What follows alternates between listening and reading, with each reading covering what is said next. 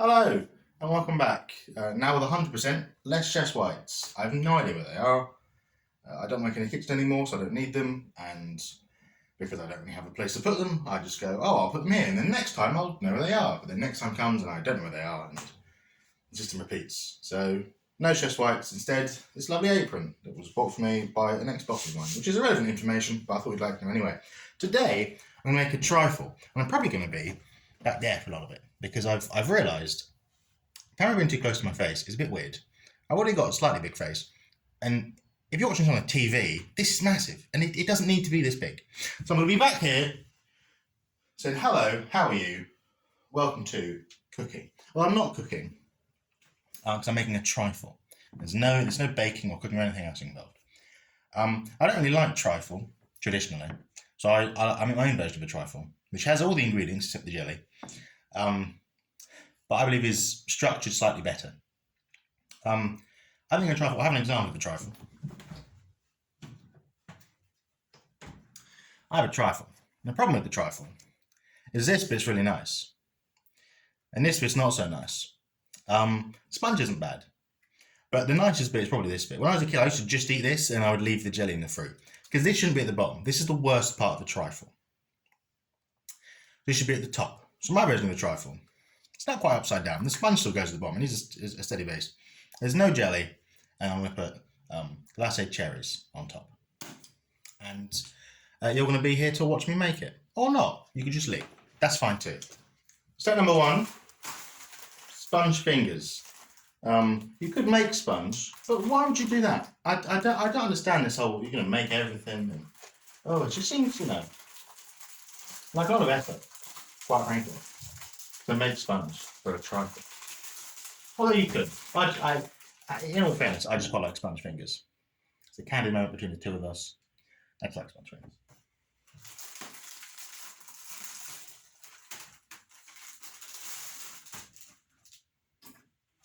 You lay out the sponge fingers as you would assume you lay them out. We do something like this. Very nice. If you've got some spare sponge fingers, feel free to snap on them. Then we have the custard. Once you've made the custard, you need to spread it evenly on top of the sponge fingers. I did go to the effort of making my own custard. Unfortunately, for some reason, the camera stopped recording, so I can't show you that, but maybe another time. Like I said, when you've made the custard, just spread it evenly across the sponge fingers, and it'll be delightful.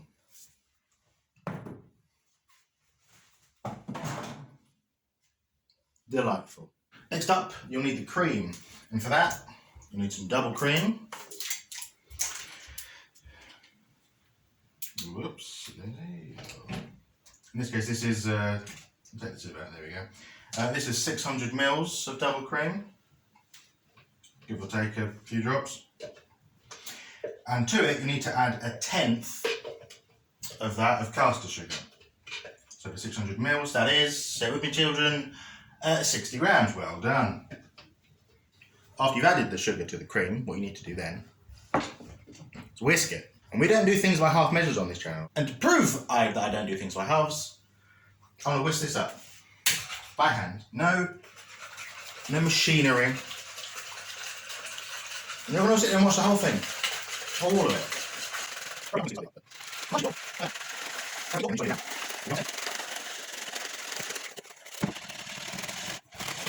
It's fairly inaccurate, I'm not going to lie.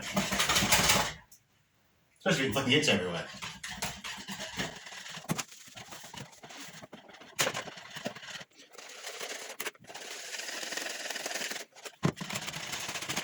I really wish I hadn't committed to this part of the video. This would be so much easier if I could just... Although, in all fairness, I do normally use one of these. It's just a lot easier than an electric one. Obviously, as all things electric are easier than manual things. That's the whole point of them.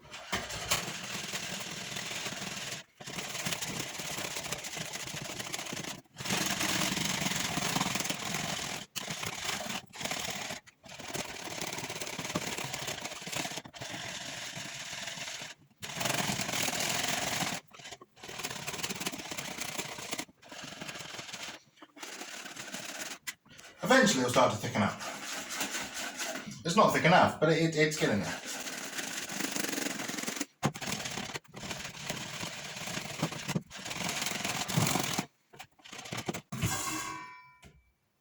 Goodness gracious me.